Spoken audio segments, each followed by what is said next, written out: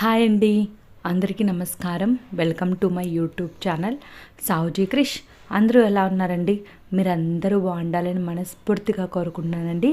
ఎప్పటిలాగా ఈరోజు కూడా ఒక మంచి వీడియోతోటైతే నేను ముందుకు వచ్చానండి.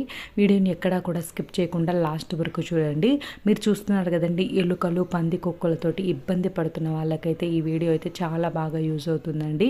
మీరు లాస్ట్ వరకు చూస్తే మీకే అర్థమవుతుందండి. చాలా మంచి టిప్ అయితే ఉందండి. ఈ టిప్ మీరు పాటించారు అని అంటే ఎలుకలు అనేవి మన ఇంట్లోనే లేకుండా పారిపోతాయండి. అంత మంచి టిప్ అండి. ఎలుకలు ఉండడం వల్ల మనకి నష్టమే తప్ప లాభం ఏం లేదు కదండి. అవసరికి మన బట్టల్ని కొరికేయడం, మనం ఏమైనా చేసుకుంటే దానిలోకి మూతి పెట్టడం అలా చేసి మనల్ని చాలా ఇబ్బంది అయితే పెడతాయి కదండి. అలాంటి ఇబ్బందులు అనేవి లేకుండా ఈ టిప్ ఫాలో అయ్యారంటే అలాంటి ఇబ్బంది లేకుండా బాగుంటుందండి. చాలా సింపుల్గా, చాలా ఈజీగా మనం ఎలుకలు అనేవి మన ఇంట్లోనే లేకుండా తరిమి కొట్టేయచ్చండి. దానికోసం ఏం చేయాలి అనేది అయితే నేను ఈ వీడియోలో అయితే చెప్పబోతున్నాను అండి. స్కిప్ చేయకుండా లాస్ట్ వరకు చూడండి.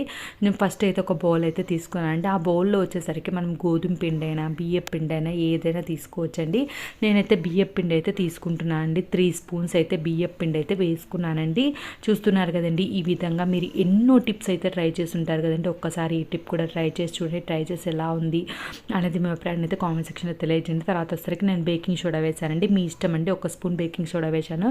బేకింగ్ సోడా లేకుంటే బేకింగ్ పౌడర్ ఉంటుంది కదండి, అదేనా వేసుకోవచ్చండి. ఈ రెండిట్లో ఏది ఉన్నా వేసుకోవచ్చండి. తర్వాత వచ్చేసరికి చక్కెర అయితే వేసానండి.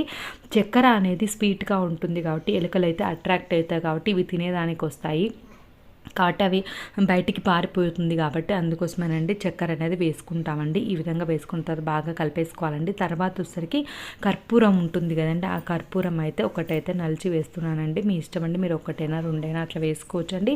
ఈ విధంగా పౌడర్ చేసేసుకొని మనం బాగా కలిపేసుకోవాలండి. ఈ విధంగా కలిపేసుకున్న తర్వాత మనం ఈ పౌడర్ ఉంటుంది కదండి, ఈ పౌడర్ని వచ్చేసరికి మనకి ఎలుకలు అనేవి ఎక్కడెక్కడ తిరుగుతున్నాయో మనకు తెలుస్తుంది కదండి, ఆ ప్లేసెస్లో అయితే చల్లుకోవచ్చండి. లేదు మనకు ఉంటలుగా కావాలి అని అనుకుంటే నేనైతే మీకు ఒక టిప్ చెప్పబోతున్నానండి. ఇలా ఫాలో అయ్యారు అని అంటే ఎలుకలు అనేవి దరిదాపుల్లోనే లేకుండా ఉంటాయండి. ఎన్నో చేసి మీరు విసిగిపోయి ఉంటారు కదండి. ఒక్కసారి అయితే ఇలా కూడా ట్రై చేయండి. ట్రై చేసి చూస్తే మీకే అర్థమవుతుందండి. చాలా మంచి రిజల్ట్, బెటర్ రిజల్ట్ అయితే ఉంటుందండి. నిజంగా వాటి వల్ల అయితే అవి ఎక్కడ ఉంటాయో అర్థం కాదు, ఏం చేస్తాయో అర్థం కాదు. చాలా తిప్పలు అయితే పడుతుంటాం కదండి. ఒక్కసారి అయితే ఆ తిప్పలన్నిటికీ చెక్ పెడదామండి. ఒక్కసారి ఈ వీడియో చూసి తప్పకుండా అయితే ట్రై చేయండి. చూస్తున్నారు కదండి, పేస్ట్ ఉంటుంది కదండి, ఏ పేస్ట్ అయినా పర్లేదండి. ఆ పేస్ట్ అయితే మనం అయితే వేసేసుకోవాలండి.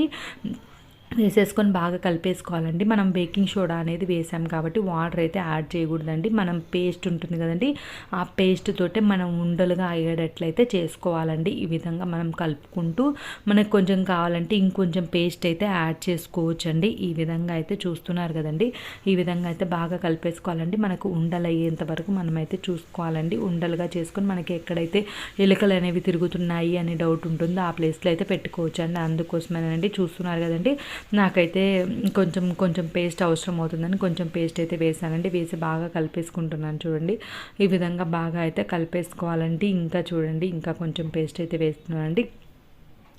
ఎలుకల సమస్యతో ఎవరైతే ఇబ్బంది పడుతున్నారో వాళ్ళకైతే ఇదైతే బెస్ట్ సొల్యూషన్ అవుతుందండి.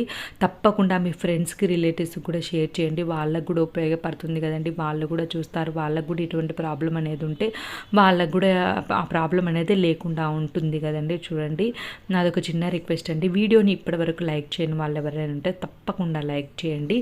చూడండి, ఈ విధంగా ఉండలుగా అయ్యేటట్లయితే మనం కలిపేసుకోవాలండి. ఈ విధంగా ఉండలుగా కలిపేసుకున్న తర్వాత ఒక ప్లేట్లోకి అయితే నేను తీసి పెట్టుకుంటున్నానండి. మీ ఇష్టం అండి, మీరు ఎన్ని ప్లేసెస్లో అయితే పెట్టాలి అని అనుకుంటున్నారో అన్ని ప్లేసెస్లో పెట్టుకునే దానికైతే మనకు కావాల్సినట్టుగా మనమైతే రెడీ చేసుకోవాలండి. ముఖ్యంగా నైట్ పూట అయితే చిన్నపిల్లలు ఉండే వాళ్ళైతే మాత్రం మార్నింగ్ అయితే ఇదంతా ఎక్కడంటే అక్కడ పెట్టేయొద్దండి. వాళ్ళకి తెలియదు కాబట్టి వాళ్ళ నోట్లో పెట్టుకునే ఛాన్స్ ఉంటుంది కాబట్టి నైట్ పూట వాళ్ళు పడుకుంటారు కదండి. ఆ తర్వాత మనం స్టవ్ అనేది క్లీన్ చేసుకొని ఎక్కువగా ఎలుకలు అనేవి తిరగడానికి ఎక్కువ ఛాన్స్ ఉండేది ఏంటంటే మనం ఆహార పదార్థాలు అనేవి మనం ఎక్కడైతే పెడతామో అవి తినేదానికని అవి వస్తాయి కాబట్టి ఆ ప్లేసెస్లో అయితే ఎక్కువగా ఉండే ఛాన్స్ ఉంటుందండి. అలా అంటే మనకు వంట రూమ్లోనే ఎక్కువగా ఛాన్స్ ఉంటుంది కదండి. అందుకని వంట రూమ్లో గ్యాస్ ఉంటుంది కదండి, అదైతే మొత్తం స్టవ్ అనేది మొత్తం నీట్గా క్లీన్ చేసుకొని రాత్రి అయితే పిల్లలందరూ పడుకున్న తర్వాత రాత్రి పెట్టేసుకొని మళ్ళీ మార్నింగ్ తీసేస్తే సరిపోతుందండి. ఈ విధంగా గ్యాస్ స్టవ్ మీద, గ్యాస్ స్టవ్ కింద నెక్స్ట్ సిలిండర్ పెట్టుకుంటాం కదండి, ఆ ప్లేస్లో పూల మొక్కలు అనేవి ఉంటాయి చూడండి, ఆ ప్లేస్లో పూల మొక్కల దగ్గర నెక్స్ట్ ఇలాంటి సింక్, వాష్ బేసిన్ అలాంటివి ఉంటాయి కదండి, వాటిల్లోంచి వచ్చే ఛాన్స్ ఉంటుంది, అక్కడ పెట్టుకోవాలండి. నెక్స్ట్ వాషింగ్ మిషన్ వెనక మాత్రం కంపల్సరీగా పెట్టుకోండి, అక్కడ నుంచి కంపల్సరీగా వచ్చే ఛాన్స్ అయితే ఉందండి. మేమైతే ఫేస్ చేస్తాం కాబట్టి ఆ ప్రాబ్లమ్ని మీరు ఎవరు ఫేస్ చేయకూడదనే చెప్తున్నానండి. వాషింగ్ మిషన్ వెనక కూడా ఒకటి పెట్టేసుకోండి.